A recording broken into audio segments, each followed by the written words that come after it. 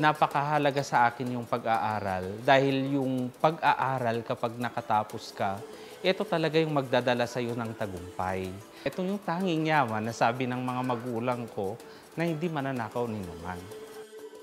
I was one of the 20 Filipino teachers selected by the Department of Education for Global Citizenship Education in South Korea dahil nagturo ako doon ng kulturang Pilipino gaya ng kaugaliang Pilipino, pambansang simbolo, laro, awit at iba pa.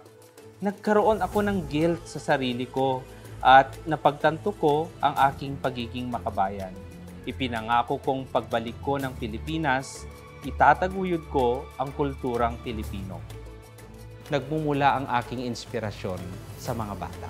Sila ang kadluan ng aking pag-asa sa patuloy na pagbuo at pagtataguyod ng mga proyekto at programa na para rin sa kanila. Talagang pinanindigan ko yung Panatang Makabayan. Iaalay ko ang aking buhay, pangarap, pagsisikap sa Diyos at bansang Pilipinas.